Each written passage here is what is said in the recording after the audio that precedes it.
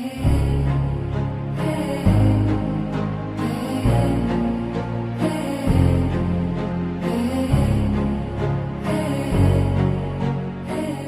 célèbre chanteur camerounais, pour ne pas le citer, Ken Godefroid, disait « La vraie magie, c'est le travail ». Mais quand on entend véritablement par magie, amis téléspectateurs, retenez tout simplement que la magie, c'est la pratique destinée à intervenir de façon surnaturelle sur le cours des événements ou le comportement d'autrui en mal ou en bien. Qu'est-ce qu'il faut savoir ou encore retenir de la magie? Amis téléspectateurs, nous allons en quelques heures partager avec vous cette notion de magie. Et pour en parler, je ne suis pas seul, amis téléspectateurs, je suis en compagnie de Nyanya Silla, comme là, à Gaston, qui est donc venu à Abeka à télévision pour qu'ensemble nous puissions mieux comprendre cette notion de magie. Permettez-moi de l'introduire. Nyanya Silla, comme là, Gaston, bonjour et bienvenue sur Abeka Télévision. Bonjour. Tu vas bien? Oui, ça va bien. C'est un honneur pour nous de te recevoir sur Abeka. C'est un honneur aussi parce que vous faites un bon travail de diffusion sur toute l'Afrique et la diaspora. Donc c'est normal qu'on soit là pour ça. D'accord. Alors, si nous sommes là aujourd'hui, c'est pour faire un bref éclaircissement autour de la magie, mais en général la magie, mais principalement sur la magie noire. Oui, parce que c'est pour vraiment des petits éclaircissements pour que les gens puissent comprendre mieux de quoi on parle. Parce qu'il y a beaucoup de choses incomprises et il faut donner les informations qu'il faut. Pour que les gens s'y retrouvent en fait. Tout à fait. Alors, pour les téléspectateurs qui nous regardent à la maison, sans doute beaucoup d'entre eux se demandent qui est Nyanya Silla comme la Gaston. Je suis un thérapeute, je suis un coach de vie en développement personnel et un homme spirituel. C'est les trois casquettes que j'ai à mon actif. D'accord. Alors, lorsqu'on parle d'homme spirituel, qu'est-ce qu'on met véritablement dans spiritualité? La spiritualité, c'est l'esprit, d'emblée, la spiritualité n'est pas religion. Quelqu'un qui est religieux est spirituel. Mais on peut être spirituel sans être religieux. La spiritualité, c'est l'esprit, c'est ce qui nous... c'est croire en quelque chose, c'est avoir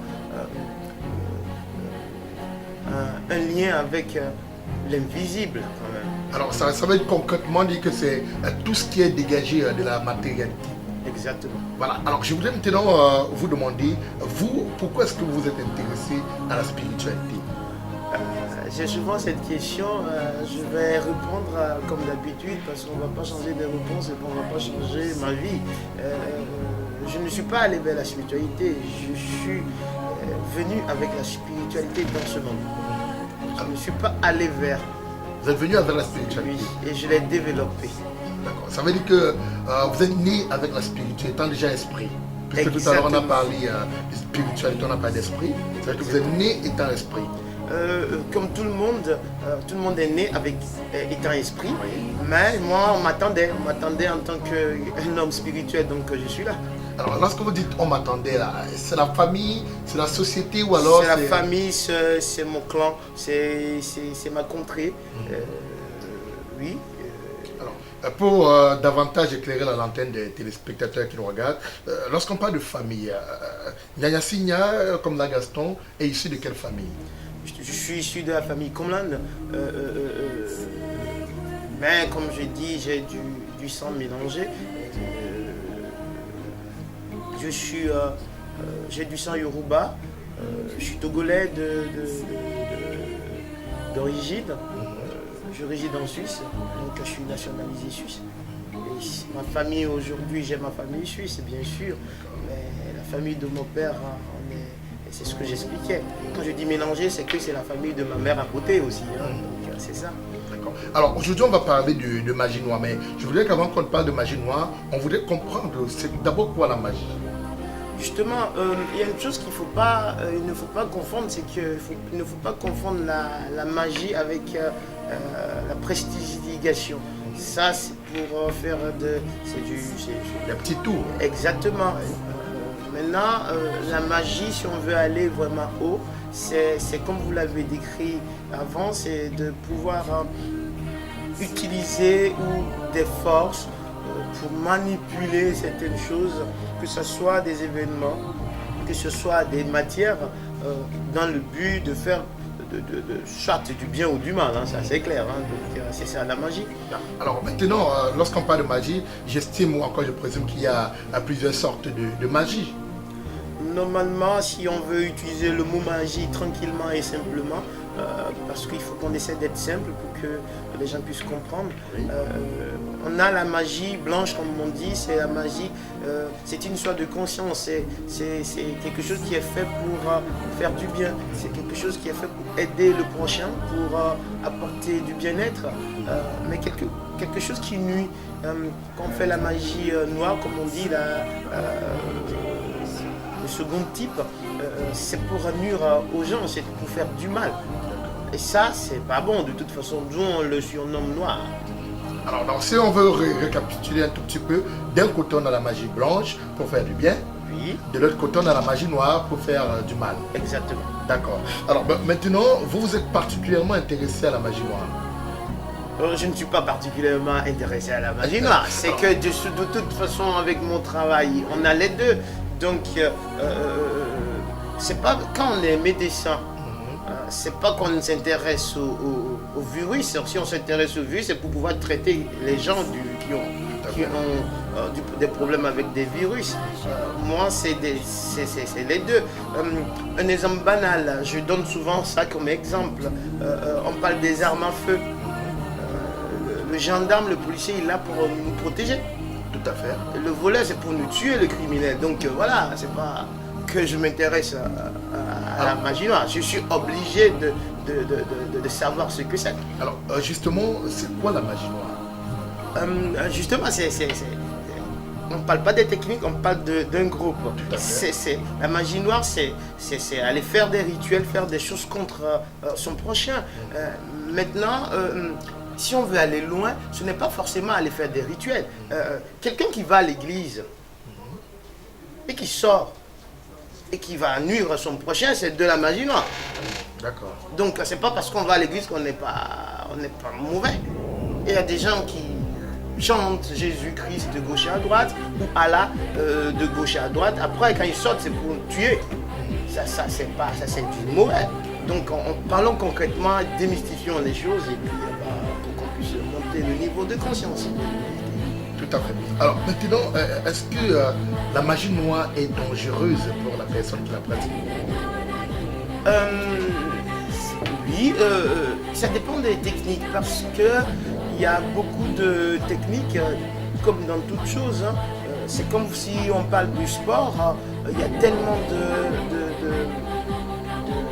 techniques de sport. Il y a la boxe, il y a le foot, il y a le basket, etc. Karaté. Exactement. Alors, c'est comme ça aussi dans le groupe de la magie noire déjà. Hein. Donc, il y a tellement de techniques de groupe que on va essayer de... On ne peut pas les grouper, mais on va essayer. Quand vous dites si c'est mauvais pour le pratiquant, oui, ça dépend des techniques. Il y a des techniques. Quelqu'un qui nuit, il va le payer un jour. Il va le payer.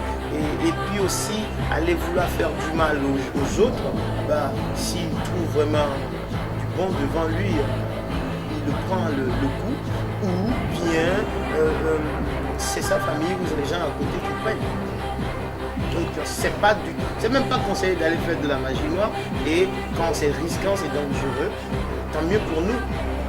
Ça veut dire qu'à chaque fois qu'on utilise la magie noire, il y a risque de retour. Il y a risque, oui. Disons bien les mots, il y a risque. Il y a risque. Grand risque. D'accord. Alors, je voulais comprendre et je voulais dessiner un tout petit peu la différence fondamentale qui existe entre la magie et la sorcellerie. Waouh, d'accord. Ça, c'est une bonne question. La sorcellerie est magie. La magie peut ne pas être sorcellerie. Parce qu'il y a de l'art dans la magie. La sorcellerie, c'est quelque chose c'est très haut, qui va loin, donc parfois on ne comprend pas, c'est des pouvoirs bizarres, on ne sait pas, il n'y a pas de... On ne comprend pas, parce qu'il y a aussi la sorcellerie blanche et la sorcellerie noire. Le pape est un sorcier blanc. D'accord. Le pape. Oui. D'accord. Des révélations. On en a sur ce plateau. Le pape est un sorcier blanc. Oui, c'est un sorcier puisqu'il fait des choses qu'on ne comprend pas. Donc, tout ce qui est... Est-ce que ça veut dire que lorsqu'on fait quelque chose que les autres ne comprennent pas, forcément on est sorcier? Justement, c'est pour ça qu'on est là pour expliquer. Parce qu'on a un problème, surtout en Afrique. Oui. La sorcellerie, c'est quoi? La sorcellerie, quand on parle de sorcellerie, tout le monde dit waouh, on a peur. Mais la sorcellerie, c'est quelque chose qui est caché, qu'on ne comprend pas, c'est un pouvoir. Ça peut être donné par Dieu, ça peut être acheté, ça peut être, je sais pas, on peut s'initier là-dedans. Et maintenant, c'est un pouvoir. Il y a des pouvoirs vraiment sales. Donc, c'est de la magie noire qu'il ne faut même pas s'approcher. Il faut essayer de les combattre. Mais quelqu'un qui a un pouvoir et qui fait du bien, c'est de la sorcellerie, mais la sorcellerie blanche. Donc il faudrait qu'on explique bien les choses, d'où je dis le pape c'est un sorcier blanc, parce que tout ce qu'il fait c'est pour faire du bien. D'accord, d'accord. Voilà. C'est mieux compris maintenant. D'accord, alors je voulais savoir maintenant, est-ce qu'on peut se protéger de la magie noire? Bien sûr, comme on peut se protéger de tout ce qui existe. Maintenant, ça dépend de quelle magie aussi. On revient sur ça. C'est tellement vaste qu'on ne peut pas se permettre de dire que ça, c'est ça, c'est ça. C'est très facile hein, de mettre des mots sur des choses qu'on ne peut pas mettre des mots. Ça dépend de quelle technique. Il y a des magies noires où on peut vite se protéger. Il y a des magies noires, ça n'a pas ce qu'il faut, on n'a pas. Alors, est-ce qu'à vie, comme je peux rester là, je décide, bon, je ne voudrais qu'aucune des magies noires ne m'atteigne, est-ce que je peux me protéger contre toutes des magies noires?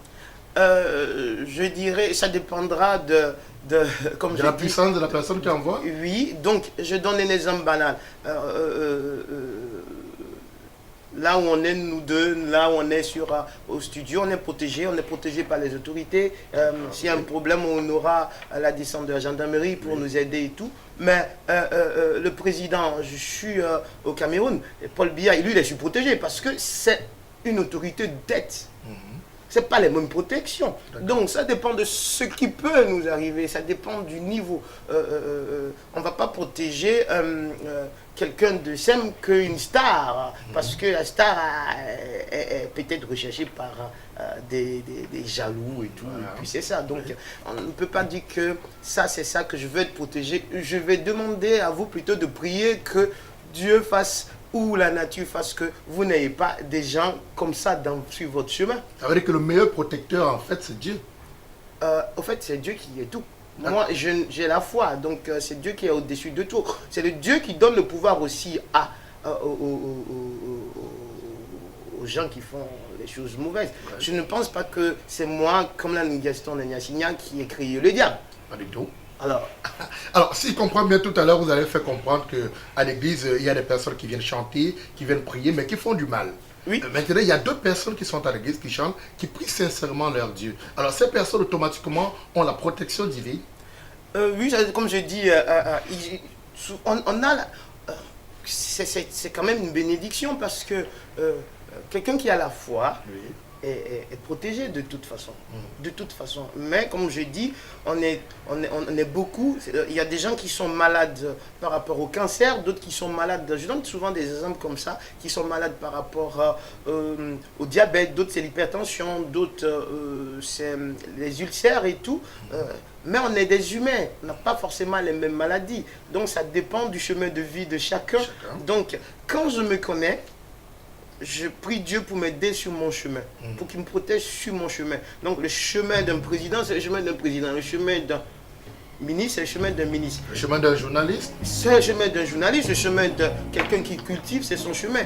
Donc quand il prie bien, Dieu lui met la protection qu'il lui faut. Alors, lors d'une précédente discussion avec vous, il m'a semblé que vous avez essayé d'établir un tout petit peu la différence entre la foi et la croyance. Oui. Qu'en a-t-il concrètement?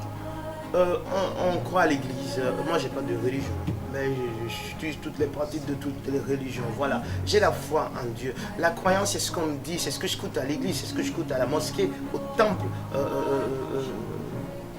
Et j'y travaille. Et puis, mais dans la croyance, on peut avoir un peu de doute. C'est bien aussi pour la croyance. La foi n'a pas d'explication. On ne sait pas, on comprend, mais c'est la foi. Tout à fait. Oui. La foi, on ne peut pas toujours tout expliquer dans la foi, c'est un mystère.